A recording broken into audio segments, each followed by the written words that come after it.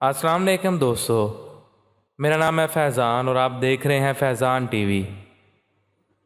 نواب اکبر خان بگٹی 12 جولائی 1927 بروز منگل بار خان حاجی کوٹ میں پیدا ہوئے۔ ابتدائی تعلیم ڈیرہ بگٹی سے حاصل کی، بعد میں ان کے والد مہراب خان نے ایچیسن کالج میں داخلہ کروایا۔ وہ بھی زیر تعلیم تھے کہ 1939 میں ان کے والد صاحب وفات پا گئے، تو اب نواب صاحب نے نوابی کی ذمہ داری سنبھالی اور تعلیم مکمل کرنے کے بعد 1944 کو باقاعدہ سردار کی حیثیت سے فعال ہوئے۔ نواب صاحب بعد میں اکبر کے نام سے مشہور ہوئے۔ نواب صاحب 1946 سے سرداری کی تمام ذمہ داریاں سنبھالنے لگے۔ نواب صاحب کی 3 بیویاں تھیں، ایک بگٹی، ایک پٹھان اور ایک کا تعلق سندھ سے تھا۔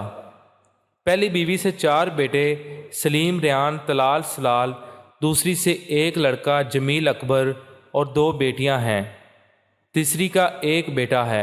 نواب صاحب کے بھائی کا نام احمد نواز تھا، بچپن میں اس کا نام پائندہ خان تھا۔ 28 نومبر 1946 کو مری بگٹی قبیلے کے 2 سردار دودہ خان مری اور نواب صاحب نے ایک درخواست کے ذریعے برطانوی حکومت سے مطالبہ کیا کہ ان کے قبائلی علاقے بھی کلات فیڈریشن میں شامل ہونے چاہیے۔ اس وقت بلوچستان کے 2 حصے تھے، کلات اور برٹش بلوچستان۔ قیام پاکستان کے بعد 1950 کو Nawab Akbar Khan Bugti agent 2 governor general council رکن بننے کے دوران مشیر بنے۔ ملک فیروز خان مسلم لیگ نون کے کابینہ میں بحیثیت نائب وزیر دفاع شامل رہے۔ اس عہدے پر 1 سال تک فائز رہے۔ نواب اکبر بگٹی کو سب سے زیادہ مشکلات کا سامنا ایوبی دور میں کرنا پڑا۔ 1955 میں پاکستان کے مغربی حصے کے تمام صوبوں اور ریاستوں کے ساتھ دونوں حصوں کو یکجا کر کے 1 یونٹ کے تحت مغربی پاکستان کے صوبے یکجا کر دیا گیا۔ 1956 میں قائم شدہ نیب نیشنل عوامی پارٹی کو بلوچستان میں اس وقت مزید پذیرائی ملی جب ایوب کے دور میں حکومت کے آخر میں حکومتی جبر و تشدد کے باعث 3 سردار نواب کھیرو بخش مری، نواب اکبر خان بگٹی اور سردار عطا اللہ مینگل نیب میں ہمسفر ہو گئے۔ تو اس وقت کا نعرہ یہ تھا، اتحاد کا ایک نشان، عطا اللہ خیر بخش اکبر خان۔ ایوبی حکومت کے خاتمے کے بعد ہی نواب مری اور سردار مینگل نے باقاعدہ نیب میں شمولیت اختیار کی۔ اکبر خان بگٹی اگرچہ ایبٹو کے سبب پارٹی میں شامل نہ ہو سکے، لیکن وہ نیب کی مکمل حمایت کرتے رہے۔ اگست 1962 میں ایوب خان ملک میر خان کے ساتھ کوئٹہ آئے اور مسئلہ افواج کی حفاظت میں نہایت اشتعال انگیز تقریر کی۔ اگلے روز بلوچوں نے جوابی جلسہ کیا، جن میں سندھ کے سیاسی رہنما میر رسول بخش تالپور بھی شامل تھے۔ جلسہ میں ایوب خان کی آمریت کو للکارا گیا تو بلوچستان کے کونے کونے سے گرفتاریوں کا سلسلہ شروع ہو گیا۔ نواب صاحب بھی گرفتار ہوئے، ان پر بغاوت اور قتل کا الزام لگایا گیا۔ نواب صاحب central jail Karachi A class ward number 19 میں رہے۔ مارشل لا کے بعد ایک قتل کے الزام میں گرفتار ہوئے اور 14 سال قید کی سزا سنا دی گئی، لیکن 20 جولائی 1961 میں رہا ہوئے۔ دسمبر 1970 کو انتخابی مہم کے دوران نواب مری اور سردار مینگل نے نیب میں باقاعدہ شمولیت اختیار کر لی۔ اس وقت نواب صاحب پر ایوبی دور حکومت میں ایبٹو کی پابندی لگائی گئی تھی، وہ 10 سال تک سیاست میں حصہ نہیں لے سکتے تھے۔ 16 دسمبر 1973 کو بلوچستان کے گورنر مقرر ہوئے۔ ذوالفقار علی بھٹو کی حکومت میں نواب صاحب کو گورنر بلوچستان کی حیثیت 10 ماہ تک ملی، پھر اختلافات پر استعفیٰ دے کر گھر جا کر بیٹھ گئے۔ 1980 میں نواب صاحب نے سیاسی حکمت عملی کا انوکھا اور منفرد طریقہ اختیار کیا۔ انہوں نے مارشل لا حکومت پر سیاسی دباؤ ڈالنے کی کوشش کی اور ضیاء کے دور میں اردو بولنے سے انکار کر دیا۔ انہوں نے ہر جگہ اپنی مادری زبان میں تقریریں کی۔ پھر 1988 کو انتخابات میں اردو بولنا شروع کیا۔ 1988 کے انتخابات میں نواب صاحب نے آزادانہ طور پر حصہ لیا۔ انہوں نے بلوچ نیشنل الاؤنس کی رہنمائی کی۔ وہ انتخابات میں کامیابی کے بعد وزیر اعلیٰ بلوچستان مقرر ہوئے۔ پھر 16 اگست 1990 کو کوئٹہ میں مشورے کے بعد جمہوری وطن پارٹی تشکیل دی۔ اکتوبر 1990 کے انتخابات کے بعد پاکستان میں جو حکومتی ڈھانچے قائم ہوئے تمام پارٹیاں برسر اقتدار تھیں، لیکن جمہوری وطن پارٹی واحد سیاسی جماعت تھی جو حزب اختلاف میں تھی۔ 1993 میں جمہوری وطن پارٹی نے ایک مرتبہ پھر اپوزیشن برقرار رکھی۔ 1997 کے انتخابات میں حصہ لینے سے نواب صاحب ممبر نیشنل اسمبلی اور بطور صوبائی ممبر نواب سلیم بگٹی کا انتخاب عمل میں آیا۔ 1993 میں بگٹی جکھرانی جنگ ہوئی۔ کچھ عرصے بعد 2003 میں بگٹی مزاری جنگ ہوئی اور پائپ لائن تباہ ہو گئے۔ حکومت کو 12 کروڑ کا نقصان اٹھانا پڑا۔ کرفیو نافذ ہوئی۔ نواب صاحب نے اس جنگ کی خوش آئندہ قرار دیا۔ بعد ازاں اطلاعات کے مطابق بگٹی مزاری کے باہمی مذاکرات کی وجہ سے ان کی دشمنی ختم ہو گئی۔ جنوری 2005 میں ڈاکٹر شازیہ کیس نے پورے بلوچستان میں آگ لگا دی، کیونکہ بلوچ معاشرے میں خواتین کو ایک بڑا مقام حاصل ہے۔ اس واقعے کے بعد ڈیرہ بگٹی میں حالات کشیدہ ہو گئے۔ 7 جنوری 2005 سے 11 جنوری تک راکٹ حملوں میں پاکستان پیٹرول لمیٹڈ PPL کو 230 ملین روپے جبکہ گیس سپلائی معطل ہونے سے پاکستان کو 120 ملین روپے کا یومیہ نقصان ہوا تھا۔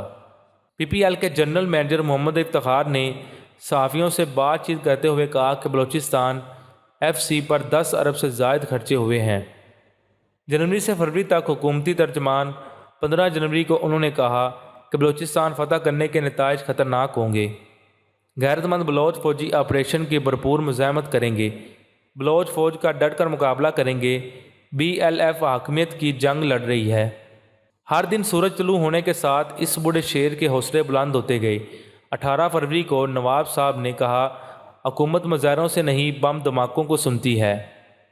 ڈاکٹر شازیہ کیس سے نواب صاحب نے بلوچ روایات کی نئی زندگی دی۔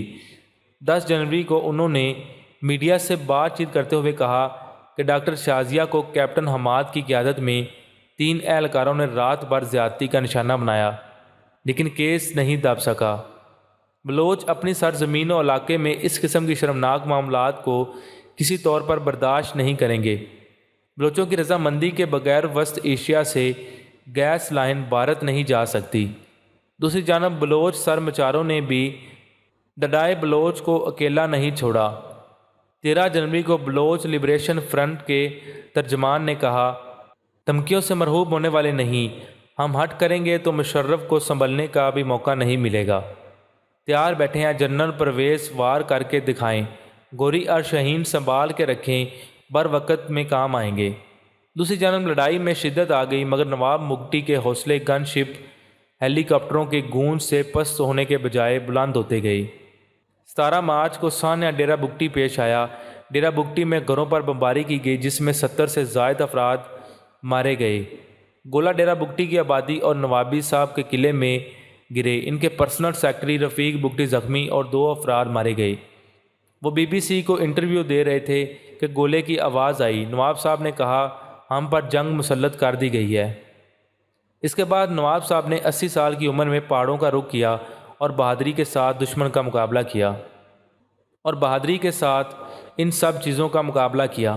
بالآخر پاکستانی فوج نے شہری علاقوں پر بمباری کا فیصلہ کیا اور نواب صاحب کے قلعہ پر گن شپ ہیلی کاپٹروں کے ذریعے بمباری کی گئی۔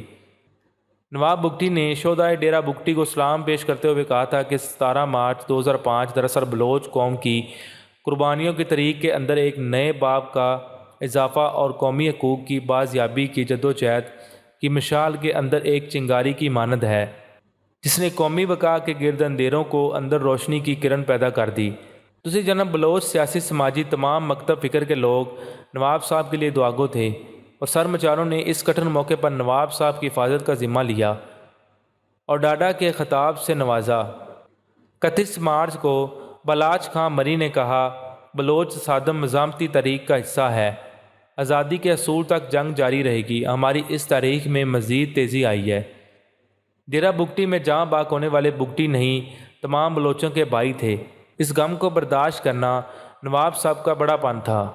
دوسری جانب نیشنل پارٹی کے اس وقت کے سیکرٹری جنرل حاصل بزنجو نے 18 مارچ کو خبری بیان میں کہا کہ آزادی کی بات کبھی نہیں کی، جمہوریت اور حقوق چاہتے ہیں۔ ایک طرف بلوچ اپنی بقا شناخت کی جنگ لڑ رہی تھی تو دوسری جانب خود کو بلوچ کہنے والے جمہوریت کی بات کر رہے تھے۔ حالات تیزی سے بدل رہے تھے۔ کوہلو ڈیرہ بگٹی کے گرد جنگ شدت سے جاری تھی۔ نواب اکبر بگٹی بلوچ فوج کی قیادت سنبھالے ہوئے تھے۔ شہری علاقوں پر بلوچ سرمچاروں کی کارروائیوں میں شدت آئی۔ 13 اکتوبر 2005 نواب صاحب نے بیان میں کہا کہ جنرل اپنے وعدے پر قائم رہے، بلوچوں کو زندان اور غم توقع سے بڑھ کر ملا۔ آخر میں موت جو آزادی دیتی ہے، یہ تمام مجموعہ ہے۔ جو بلوچ توقع کر سکتا ہے بلوچستان کو تقسیم نہیں ہونے دیں گے۔ بلوچستان کے لیے کتنی ہی قربانیاں کیوں نہ دینی پڑیں، گریز نہیں کریں گے۔